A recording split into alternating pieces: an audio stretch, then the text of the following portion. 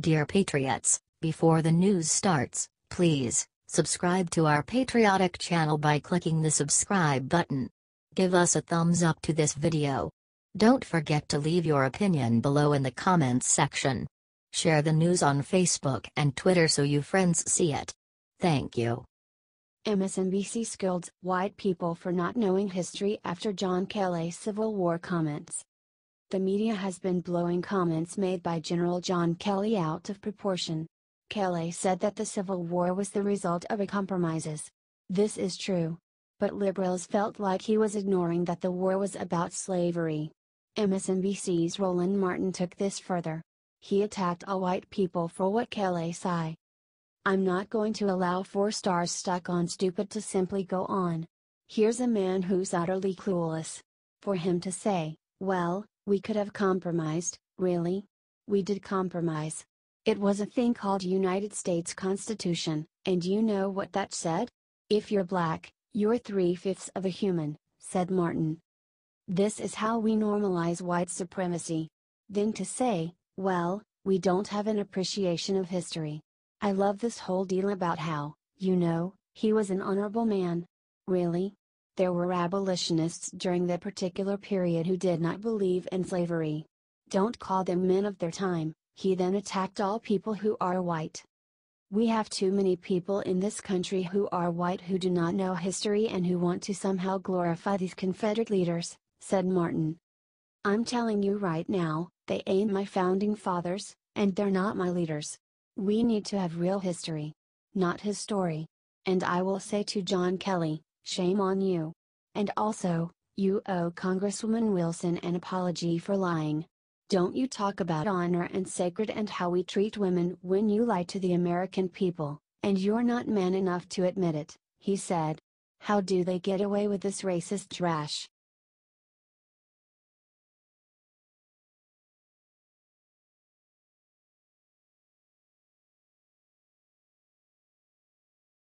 Jimmy Kimmel compares President Trump's election to OJ Simpson murder trial.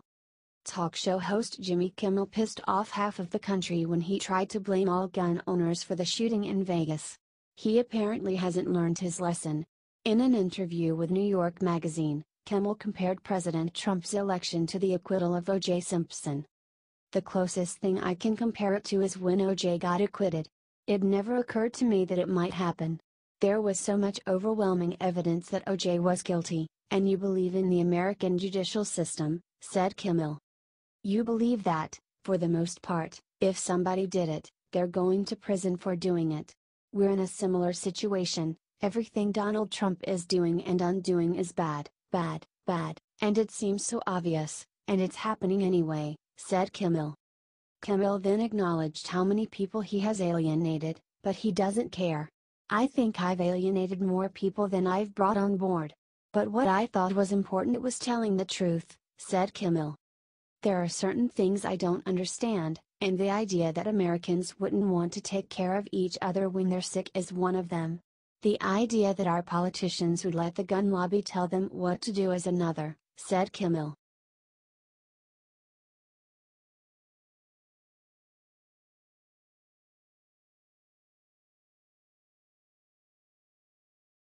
Ben Ferguson crushes CNN idiots for lying about John Kelly's Civil War comments. General John Kelly made a controversial statement about the Civil War that made liberals' heads explode. Started Kelly. 500 years later, it's inconceivable to me that you would take what we think now and apply it back then. I think it's just very, very dangerous. I think it shows you just how much of a lack of appreciation of history and what history is. I would tell you that Robert E. Lee was an honorable man. He was a man that gave up his country to fight for his state, which 150 years ago was more important than country, continued Kelly. It was always loyalty to state first back in those days. Now it's different today.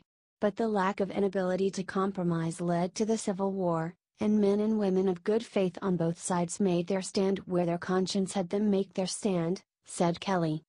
That final sentence pissed them off the most. People all over the media have insulting Kelly and that there is no compromise when it comes to slavery and saying he is emboldening white supremacists, However, conservative commenter Ben Ferguson went on CNN and shut them down. "You had 750,000 people die. It's very obvious in the Civil War there was not compromise. There were a lot of people that said, 'I'm going to stick with my state.' There was a lack of a compromise on slavery, it was a lack of a compromise on taxes, a lack of a compromise on representation," explained Ferguson. "It shouldn't always be controversial to have a conversation about history. It scares me in this country now that we can't even discuss a civil war without someone screaming that this is racially insensitive or, 'That's not exactly what you should be talking about,'" said Ferguson. "Do you think he's right?"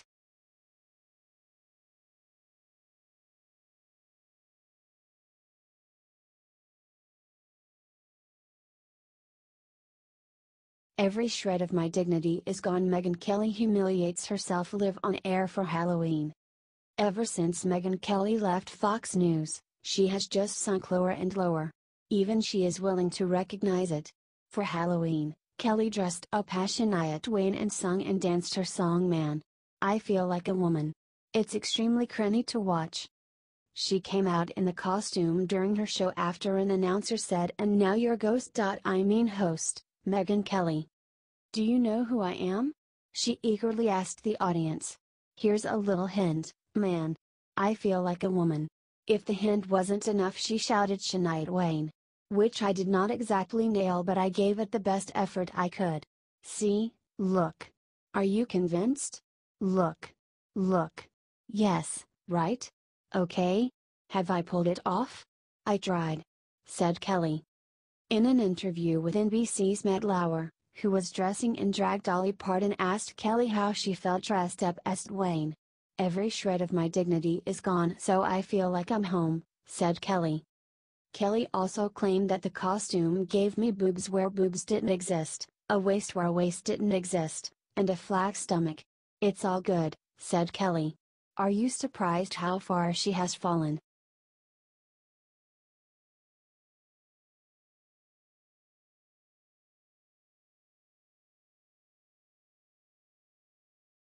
Podesta threatens to hit Tucker Carlson with a cease and desist. He strikes back in a brilliant way. Tony Podesta threatened to sue Tucker Carlson for reporting things that he didn't like. However, Tucker Carlson hit him back hard. To date, Tony Podesta resigned as head of his company. His excuse? Us. That's right. He blamed us. In his parting statement, Podesta said this, quote, "It is impossible to run a public affairs firm by Fox News and the right-wing media," said Carlson. Well, Podesta isn't just complaining about us, he's threatening us. This afternoon, we got a letter from Jeff Garinther. It's a lawyer with Venable LLP, a big law firm here in D.C. The letter demands that the show, quote, immediately cease and desist disseminating false and misleading reports about Mr. Podesta and the Podesta Group, said Carlson. It demands we retract and delete all our prior reporting on the Podesta Group and warns if we don't do this, quote, Mr. Podesta may pursue legal action, including for damages, in order to fully protect his rights. It doesn't stop there. It also warns we will face legal action under the Copyright Act merely for quoting from this letter publicly, as we just did, said Carlson. Podesta's lawyer wasn't trying to inform us of anything, but to threaten us, to shut down our reporting on his client. One lawyer we talked to earlier today said the Podesta people have used this tactic with others before. It's common, it's an effort to use fear to control press coverage, said Carlson. We are not intimidated, summarized Carlson. The liberal media bullies President Trump and conservatives all the time. But it looks like they can't take what they dish out.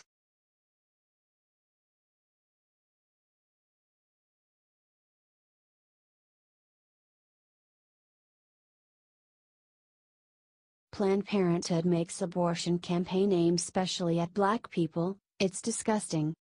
Planned Parenthood has done a lot of disgusting things in the past, and it appears they don't plan on stopping anytime soon. They recently created an abortion campaign directed specifically at black people, telling them that it is safer to get an abortion than to give birth.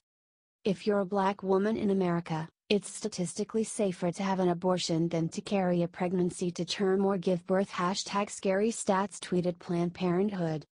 Between 1998 to 2015, 16.1 million women accessed abortion care, 108 died. BTW in 2011-13, BW accounted for 43.5 deaths of every 100,000 live births. They followed up. Maternal deaths for Black women span age, education and income level. Racism, lack of access to quality health care and poverty kill us, they wrote. After trying to literally scare Black women into thinking pregnancy is dangerous, they mocked anti-abortion trolls. Us, Black moms are dying in childbirth. Also, abortions are medically safe. Any abortion trolls, screamed genocide sets web on fire. Us, photo of a Black woman saying I feel so damn powerful. Their lack of human empathy is extremely startling. People were quick to point out the flaw in their argument. 43. 5/100,000ths is not safer than abortion. In abortion, death occurs every time. That's the point. Endgame of abortion is death, wrote one user. In those same years, nearly 100% of babies aborted also died, tweeted another. That means 16.1 million Black babies died. A stat you seem to have overlooked, tweeted another.